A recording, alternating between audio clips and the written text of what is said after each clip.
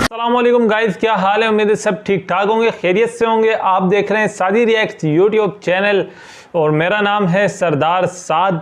आज हम आपके लिए जिस वीडियो के ऊपर रिएक्शन देने जा रहे हैं उस वीडियो का टाइटल है full episode 1 women in mask धर्म संकट शहबाज। तो शहबाज भाई की ये वीडियो है और स्कूप वूप अनस्क्रिप्टेड इनके चैनल का नाम है, जिसकी ओरिजिनल वीडियो का लिंक भी मैं डिस्क्रिप्शन में दे दूंगा। तो इस वीडियो के ऊपर आज रिएक्शन देने जा रहे हैं, लेकिन इस वीडियो को स्टार्ट करने से पहले जो लोग चाहते हैं कि यार अक्सर लोग क्योंकि कमेंट्स में कहते हैं कि अब भाई अपनी इंस्टाग्राम आईडी दें, हम रेकमेंड करना चाहते हैं आपको वीडियो, तो इस वीडियो के डिस्क्रिप्शन में आपको इंस्टाग्राम लिंक मिल जाएगा और कमेंट्स के अंदर भी आप जो रेकमेंड करते हैं उन्हीं वीडियोस के ऊपर हम देते हैं रिएक्शन। तो आइए चलते हैं, वीडियो को करते हैं स्टार्ट और देखते हैं कि यार धर्म संकट किस तरीके का।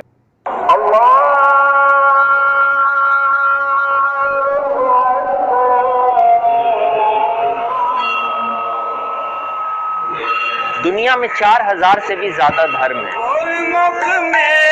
और जो इंसान जिस धर्म में पैदा हो जाता है वो वहीं का गाना गाता रहता है। पर यह बात भी सच है कि जब इंसान रिलीजन से थोड़ा दूर चला जाता है तो उसके लिए उसे देखकर एनालाइज और क्रिटिसाइज करना ज्यादा आसान हो जाता है। मेरा नाम शहबाज अंसार है और मेरा जन्म पटना के एक सामान्य मुस्लिम परिवार में हुआ।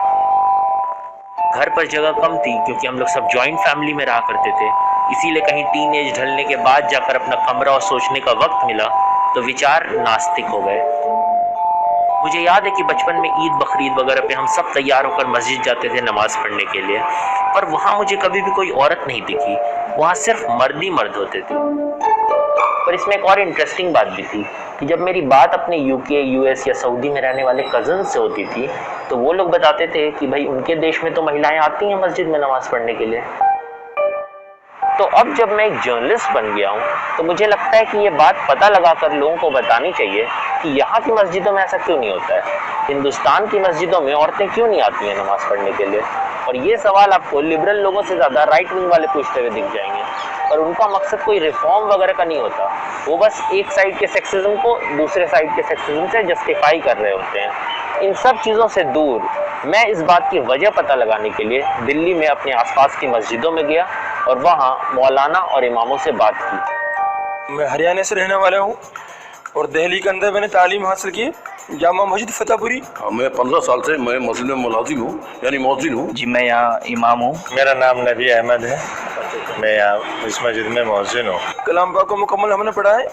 इल्म हदीस को हमने 17 साल तालीम हासिल की है। सर, आप जैसे आलिम फाजिल से हम लोग समझना चाहते थे कि औरतें हिंदुस्तान की मस्जिद में क्यों नहीं आकर नमाज पढ़ सकती हैं। मस्जिद में औरतें मेकअप करके आए, अब मौत को खुशबू लगे तो मौत की नमाज नहीं होती, नीयतें खराब हो जाती, इस मारे औरतों को मना किया गया मस्जिद में आने से।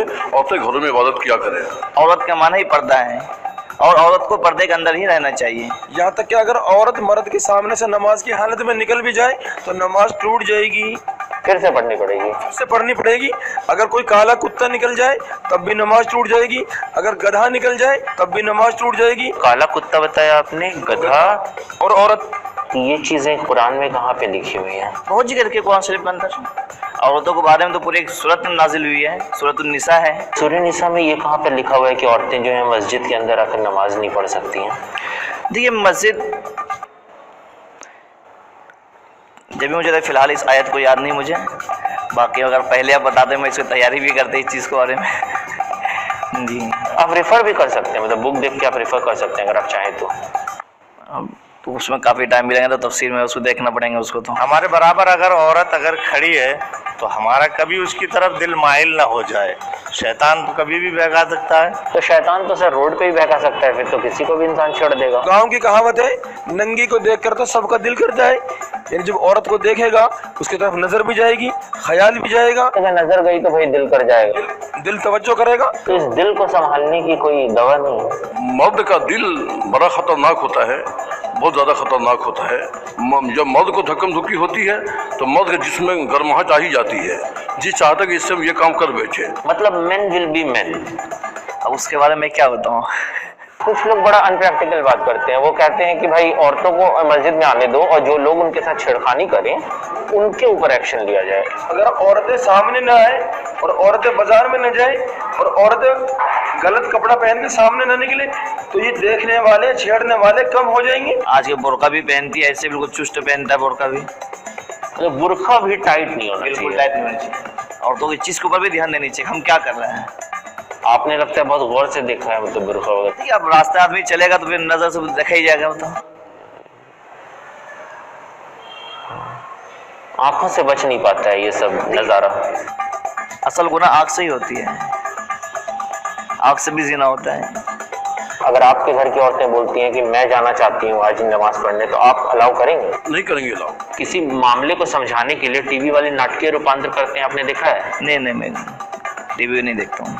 नहीं देखते। चलिए ये तो एक काम अच्छा करते हैं आप। इसमें क्या होगा कि मैं आपकी वाइफ बनूंगा। आप खाना बना दीजिए घर को, मैं जा रही हूँ नमाज पढ़ने मस्जिद में। आप मस्जिद नहीं जाएगी, आप यहीं रहिए। क्यों भाई, आप तो बाहर घूमते हैं, मस्जिद जाते हैं, मैं भी जाऊंगी। मस्जिद में मर्द को जाने के लिए कहा है, लेडीज मस्जिद के अंदर नहीं आती, वो घर में नमाज पढ़नी चाहिए लेडीज को। मैं जा रही हूँ नमाज पढ़ने और आप मुझे रोक के दिखाइए, मैं जा रही हूँ। नहीं, आप यहीं रह के नमाज पढ़िए। मैं जा रही हूँ, मुझे मत चाहिए, मैं जा रही हूँ। नहीं, आप यहीं पढ़िए नमाज। नहीं, मैं जा रही हूँ। अगर आपसे वो लड़ने लगी कि नहीं मुझे जाना ही है, तो मतलब क्या करेंगे आप फिर? हम यही कहेंगे लास्ट में कि भाई मना है तो मना है, नहीं मानोगी है फिर तुम पर हम तुम्हारी पिटाई हम करेंगे। पिटाई करेंगे? हाँ, पिटाई करेंगे। कैसे आप मुझे छू कैसे सकते हैं, आप मुझे पीट कैसे सकते हैं? हमारा हक है आपके ऊपर। आपका हक मुझे पीटने का है? पीटने के नाम समझाने के भी है और तंबी करने का हुक्म दिया है। जैसे जानवर होते हैं, उसको मारो पीटो तो वो कुछ देर बाद बहाल हो जाएगा। औरत के साथ नरमी गर्मी हो तो फिर बहाल हो जाएगी। मतलब औरत को अगर मार पीट भी दिया जाए तो वो फिर बर्दाश्त करने की ताकत दी गई। मैं आपके ऊपर केस करूंगी डोमेस्टिक वायलेंस का। तो ये गलत बात है ये।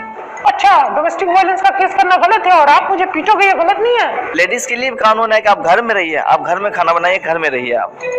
और आपके लिए कानून है कि आप बाहर छुट्टे सांड की तरह घूमते रहें? नहीं, आप लोगों ने सारे के सारे कानून अपने लिए बनाए हैं, आप मर्दों ने। इस सभी के लिए कानून है, सिर्फ हमारे मर्दों के लिए नहीं, सबके लिए कानून है ये। और पिटाई करने के लिए सबसे अच्छा वस्तु कौन सा होता है? जैसे किस चीज से पिटाई करनी चाहिए? ये डंडी होती है इतनी बड़ी, ज्यादा बड़ी नहीं, उसकी पीठ पे मारा जाए। आपने मुझे मारा? हाँ। ये आप कैसे मार रहे हैं? आपके अंदर ताकत भी नहीं है। क्यों? मतलब एक बहुत ही क्रिएटिव तरीका है मारने का भी, जिससे कि मतलब बाहर से कोई निशान ना आए, दिखे ना कि वो मतलब चोट खाई हुई है, मगर उसे एक सबक भी मिल जाए। आप सोचिए कि अगर इस तरह के मौलाना और इमाम मस्जिदों में बैठे हुए हैं तो फिर अगर औरतें वहां गई तो उन्हें किस तरह से ट्रीट किया जाएगा। खैर, इसके बाद हमारी मुलाकात JNU के पास रह रहे मौलाना मोहम्मद कासिम साहब से हुई। हिंदुस्तान की मस्जिदों में औरतों को आना क्यों मना है? हिंदुस्तानी मस्जिदों में औरतों का आना मना नहीं है। अगर किसी की यहाँ जगह ना हो वो अलग बात है। जब जो सबसे बड़ी मस्जिद है, जहाँ पर काबा है, हरम है, वहाँ पर औरतें पढ़ती है नमाज, मर्दों के साथ पढ़ती हैं। मस्जिद नबवी है जो सेकंड नंबर की मस्जिद है वर्ल्ड में मुसलमानों की, मदीने में, वहाँ पर औरतें नमाज पढ़ती हैं। हर जगह उनको अलाउड है पढ़ना, कहीं मना नहीं। ये अलग बात है कि मस्जिदों में उस तरह का इंतजामात नहीं रहा, औरतों के लिए बाकायदा एक सेपरेट अलग हो, हर चीज़ हो, वो नहीं हो सका। पर अगर आपको नहीं लगता अगर विल हो तो इंफ्रास्ट्रक्चर बहुत बड़ा मुद्दा नहीं है, वो पूरा किया जा सकता है? विल हो, पैसा हो, आपका हो सकता है। ये वो पॉलिटिकली करेक्ट आंसर था जो मुझे पक्का पता था कि किसी टेक सेवी या मीडिया की समझ रखने वाले मौलाना से मुझे जरूर मिलेगा। यहाँ मौलाना साहब ने कोई गलत बात नहीं कही अपने आंसर में, मगर आप देखिएगा कि उन्होंने बहुत ही इजीली अपनी रिस्पॉन्सिबिलिटी से पीछा छुड़ा लिया, ये कह के कि भाई मुझे क्या पता ये सब क्यों हो रहा है। और पहले all India Muslim personal law board की सिमिलर स्टेटमेंट्स आ चुकी हैं जहाँ पे वो कहते हैं कि भाई महिलाएं तो फ्री हैं मस्जिद में जाने के लिए, हमने उन्हें थोड़ी रोका है, पर वो नहीं आ रही हैं तो हम क्या करें। पर ये लोग कभी इस बारे में बात नहीं करेंगे कि वो क्यों नहीं आ रही हैं, उन्हें क्या परेशानी है, कैसे उनके लिए एक बेहतर माहौल तैयार किया जाए। और इसीलिए हमने सोचा कि सबसे अच्छा यही होगा कि कुछ मुस्लिम महिलाओं के पास ही चलते हैं और पूछते हैं कि वो इस बारे में क्या सोचती हैं। How many of you think that लड़कियों के मस्जिद जाने पे कोई भी रोक नहीं होनी चाहिए? तो उस्मा आप बताइए कि मतलब क्यों लड़कियों के मस्जिद जाने पर रोक होनी चाहिए? कुछ एज लिमिट होनी चाहिए कि इस एज से ऊपर वाली लड़कियां या लेडीज या बूढ़ी औरतें मस्जिद जा सकती हैं, उसके अंडर एज नहीं जा सकती। और इसका रीजन क्या है? उसका रीजन ये है कि इससे थोड़ा माहौल खराब होने का खतरा है कि हम बोल दिया मैंने अपने घर की भी मैं मस्जिद जा रही हूँ और मस्जिद के बहाने अगर मैं कहीं और चली गई तो। आप लोग का किसी का डिफरेंट होगा? Scriptures allow women can go to mosque and pray. ऐसा तो कुछ नहीं है कि एज बार होनी चाहिए. It is allowed and if women want to go to pray in mosque, they can. जब हम मर्दों की बात करते हैं तो मर्दों के ऊपर ऑब्लिगेटरी है कि आप कॉन्ग्रीगेशन को ज्वाइन करें, बट वुमेन के ऊपर वो ऑब्लिगेटरी नहीं है. वुमेन को ये चॉइस दी गई है कि अगर आपको घर पे नमाज पढ़नी है आप वो पढ़ लीजिए, अगर आपको कॉन्ग्रीगेशन में जाके नमाज ऑफर करनी है that is an option given to you as well. I also add to this example, जब नॉन मुस्लिम फीमेल्स के जो मेरी फ्रेंड्स हैं उनके घर में सुना है कि while they are menstruating they are not allowed inside kitchens. अब इतनी आसान सी बात है, if I just give some basic thought to it, तो ऐसा लगता है किसी ने कहा होगा तुम आराम करो, तुम मत जाना किचन में. अब वो बात चलते चलते ऐसी हो गई कि वो रूल बन गया है. एंड सेम हियर, आप मत जाइए, आप आराम करिए. इस वजह से उसको एक उस तरीके से लिख दिया गया that you do not have to pray while you are menstruating. It's for your own good. It's a privileged position. उसे एक लिबर्टी दे दी गई कि आप कहीं भी जा सकती हैं. बिल्कुल. जहाँ भी मैं मस्जिद में गया और जिस भी इमाम से मिला उन्होंने मुझे यही बोला कि लड़कियां नहीं आनी चाहिए, क्योंकि मस्जिद में जो लोग नमाज पढ़ते हैं वो एक सफ में आकर नमाज पढ़ते हैं. और अगर औरतें भी उसी सफ में होंगी तो उनका ध्यान औरतों की तरफ ज्यादा जाएगा. जैसे उन्होंने वो था कि मर्दों की नजर जाएगी या उनका ध्यान भटकेगा, so that is there problem. Why उनकी गलती की वजह से क्यों हम किसी दूसरे पे कोई पाबंदी लगाएं? इस चीज को आप सही मानती हैं या गलत? आप कहीं पर भी चले जाएं, कहीं पर भी, ज्यादातर अगर वहाँ लेडीज भी हैं तो फिर मर्दों का ध्यान उनकी तरफ चले जाता है.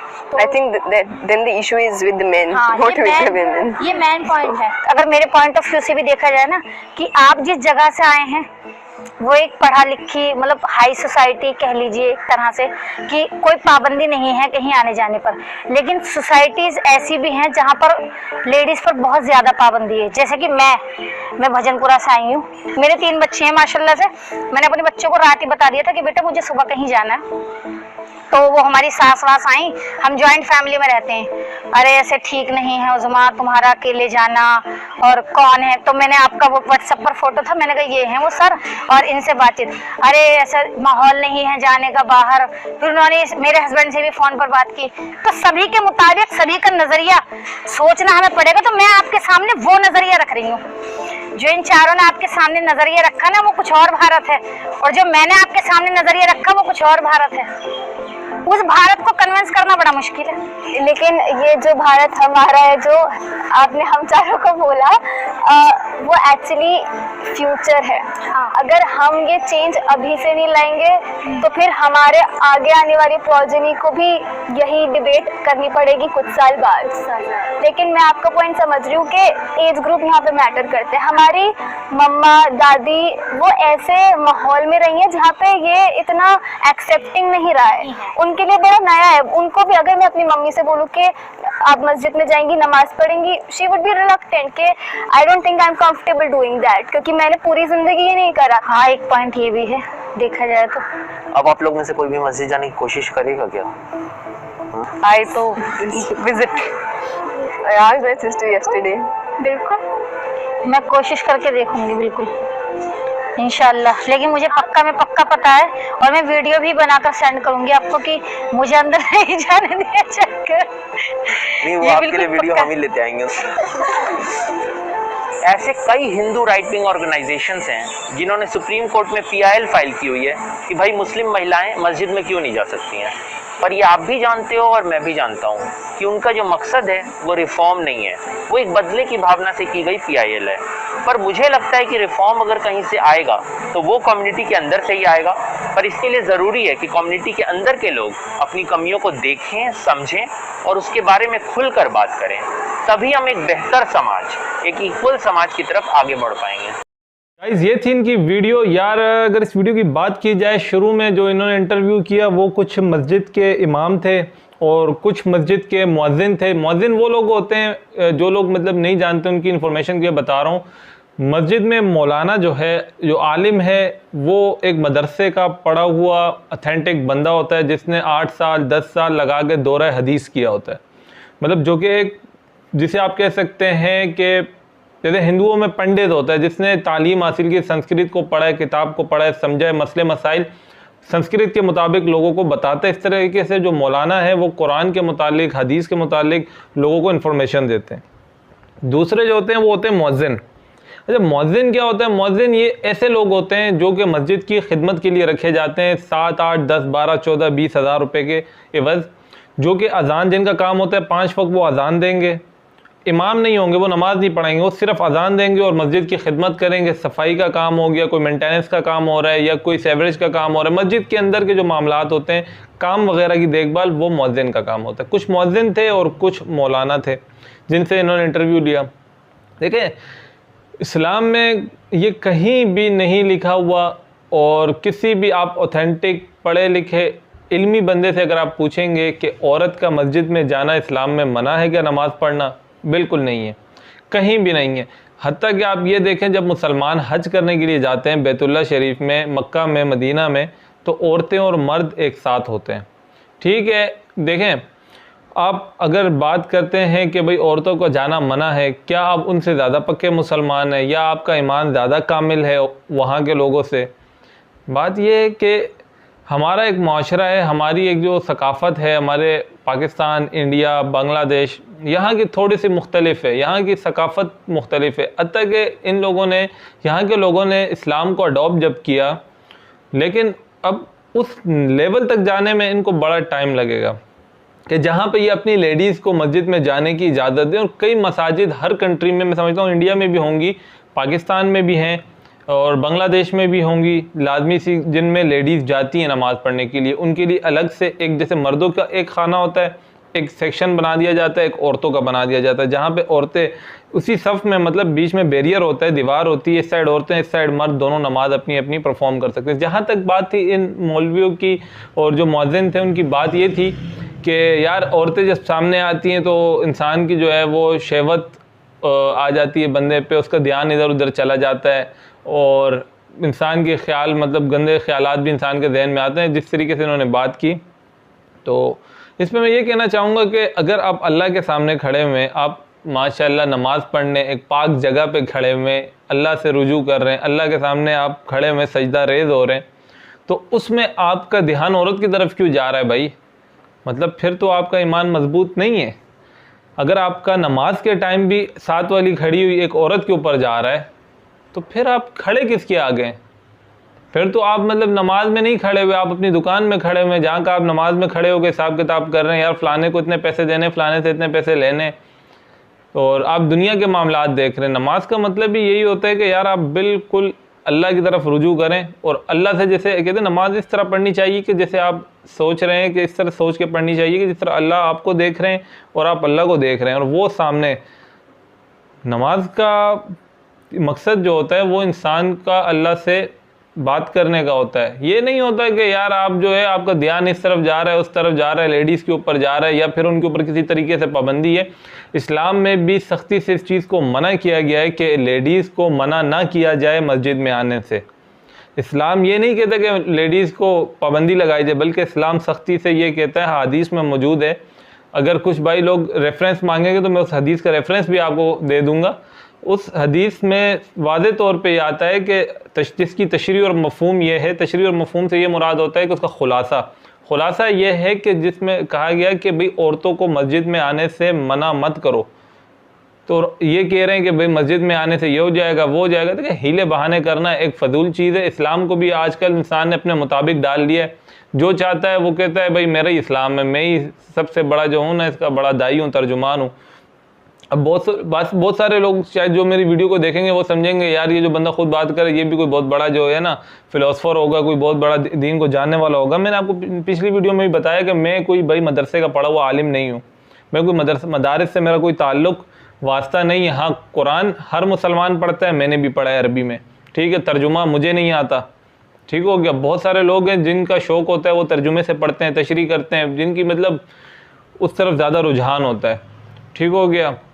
हमने पढ़ा है अरबी में, इतना पढ़ा है कि नमाज़ पढ़ सकते हैं, नमाज जनाजा पढ़ सकते हैं, और जो मेन चीज़ें हैं वो कर सकते हैं। लेकिन इतना डीपली कोई भी जो है ना वो काम हम नहीं कर सकते, क्योंकि हम आलिम तो नहीं है ना यार, मैं कोई आलिम तो नहीं हूँ। लेकिन जो आलिम हो गए ऐसी बात कर रहे हैं, जिनको इस्लाम का पता है, जिन्होंने सारी ज़िंदगियाँ मदरसे में गुजारी हैं, यार उनके ऊपर तो आफरीन है। उनको तो सोचना चाहिए। बल्कि पाकिस्तान इंडिया में मैं समझता हूँ जो मस्जिदों में औरतों को ना जाना है ना, इससे इस्लाम का ताल्लुक़ नहीं है, इससे बल्कि जो है वो हमारे माशरे का ताल्लुक़ है, हमारे माशरे के मर्दों का ताल्लुक़ है ख़ास तौर से। जिस तरह वो आखिरी एक आलिम से जिनसे इन्होंने इंटरव्यू लिया, उनसे इन्होंने पूछा कि भाई क्यों नहीं आती, उन्होंने पूछा यार, उन्होंने बोला कि आगे से कि भाई मुझे नहीं पता कि क्यों नहीं आती, लेकिन इस्लाम में इसकी इजाज़त है। तो इन्होंने फिर कहा कि भाई पॉलिटिकली करेक्ट आंसर है। मैं समझता हूँ उन्होंने बिल्कुल सही बात की है कि भाई पॉलिटिकली करेक्ट आंसर की बात ही नहीं है, बात यह है कि भाई जो बात सही है वो उन्होंने बोल दी। अब ना आना, अब एक बंदा है, ठीक हो गया, एक बंदा है, उसके घर में 4 औरतें, वो उनको इजाज़त नहीं दे रहा है बाहर जाने की, ठीक हो गया। आप उस एक बंदे को क्या बोलोगे? आप उसके साथ लड़ोगे? आप फोर्सली तो किसी के घर में घुस के नहीं बोल सकते भाई तू भाई अपनी लड़की को जो है ना मस्जिद में भेजेगा ही भेजेगा। कोई भी बंदा किसी को भी फोर्सफुली ये नहीं कह सकता कि यार तू अपनी घर की लेडीज़ निकाल और भाई मस्जिद में भेज। ये माशरे में ज़हन साजी करने में बहुत टाइम लगेगा। ये बात इन्होंने सही की, इस्लाम में मना नहीं है, लेकिन जो लोग जाना चाहते हैं, और मैं समझता हूँ ज़ाती तौर पे कि मस्जिदों में औरतों के जाने से कोई मसला नहीं होने वाला। भाई क्या मसला होगा? क्या औरतें बाज़ार नहीं जाती? क्या औरतें कॉलेज यूनिवर्सिटियाँ नहीं जाती? औरत किसी की मतलब अगर औरत के साथ उसका मर्द हो और वो दोनों जाएँ मस्जिद में जाके नमाज़ पढ़ें तो क्या मसला होगा? लोग कहते हैं भाई सेफ्टी का ख़तरा है, ये है वो है, लोग मतलब छेड़ेंगे जो लोगों का जहन है। अबे भाई जब तू नमाज के लिए जा रहा है अपनी बीवी को साथ लेके तो क्या मसला होगा तुझे? कोई मसला नहीं है भाई, स्ट्रेट फॉरवर्ड बात है। और दूसरा जो बाद में इन्होंने लेडीज़ से इंटरव्यू लिया, उन्होंने फिर अपने मसले मसाइल बयान किए कि भाई हमारी जो सास है वो नहीं देंगी और एज लिमिट होनी चाहिए। देखें, एज लिमिट के बारे में मैं ये कहूँगा कि एज लिमिट डजंट मैटर। जब आप किसी भी काम के लिए एज लिमिट की परवाह नहीं करते, ठीक है, तो नमाज़ पढ़ने के लिए एज लिमिट क्यों होनी चाहिए कि भाई बूढ़ी और सिर्फ शादीशुदा जिनके 6 बच्चे हैं वही जाएं? कवारी या कोई भी मतलब 14, 13, 12 साल की बच्ची ना जाए तो फिर सारी जाएं। इसमें कोई एज लिमिट नहीं होनी चाहिए। बल्कि मैं समझता हूँ कि इंडोनेशिया और मलेशिया जैसे कंट्रीज़ में जहाँ पे मुस्लिम आबादी हैं वहाँ पे औरतों को बाकायदा नमाज़ पढ़ने की मस्जिद के अंदर इजाज़त होती है और वहाँ की औरतें जाती हैं, नमाज़ पढ़ती हैं। भाई ये हमारे ये जो है ना, ये हमारे ही मुल्कों में जो है ना, पाकिस्तान, इंडिया और बांग्लादेश और इस तरह के कंट्रीज़ में जो है ना ये मसले मसाइल ज़्यादा हैं। और ये देखा जाए तो ऐसा करने वाले जो हैं वो हमारा मुआशरा ही है, क्योंकि आज तक हम एक नई चीज़ को अडॉप्ट करने में हमें जो है ना वो बड़ा मसला होता है। हम कर लेते हैं, वक्त के साथ साथ अडॉप्ट करना शुरू करेंगे, लेकिन नई जब कोई चीज़ हमारे सामने आती है ना, हम उसे अडॉप्ट करने में बड़े परेशान हो जाते हैं यार, कि सोचते हैं यार किस तरह औरतें मस्जिद में जाएंगी, वो नमाज़ पढ़ेंगी और मतलब हमारे बराबर। अभी यार बराबर क्या है भाई? औरत क्या है भाई? किसी की माँ है, किसी की बहन है, किसी की बेटी है, ठीक हो गया। और इसके अलावा अगर देखा जाए तो बाहर ममालिक में भी जो यूरोप की कुछ मसाजिद हैं उनमें भी औरतों को जाने की फ्रीली इजाज़त है, अमेरिका में है। ये सिर्फ हमारी दिमाग का खन्नास से कीड़ा है जो कि हमें उभरने नहीं दे रहा, हत्ता कि इस्लाम इस चीज़ की फुली इजाज़त देता है भाई। तो गाइस ये थी वीडियो इनकी ज़बरदस्त टॉपिक था, अच्छा टॉपिक था, लेकिन बात ये थी, मैं समझता हूँ कि कुछ ऐसे उलमा से इनको बात करनी चाहिए थी जो दीन की सही समझ भी रखते हैं। ये जो जिनसे इन्होंने बात की है ये तो मुझे कोई ऐसे उलमा लग रहे भी नहीं है कि वो जो लड़का सा बैठा हुआ था एक मौलवी और जिसके साथ ये लड़की बन के बात कर रहे थे, वो तो इतना कोई मैच्योर बंदा है ही नहीं। मैं ख्याल में उसकी उम्र ही 20-24 साल होगी, वो इतना मैच्योर ही नहीं लग रहा था। और थोड़ा एजेड बंदा होता है वो मैच्योर होता है, और दूसरे जो थे जो एजेड थे वो मौज़िन थे, उनको क्या पता, वो तो खुद आलिम नहीं है, वो क्या मसले मसाइल लोगों को बताएंगे। तो गाइस ये थी वीडियो, अगर आपको अच्छी लगी या अपनी राय देना चाहते हैं कमेंट्स के अंदर मुझे लाजमी दीजिएगा। मिलते हैं इंशाअल्लाह ताला फिर नेक्स्ट वीडियो में। अस्सलाम।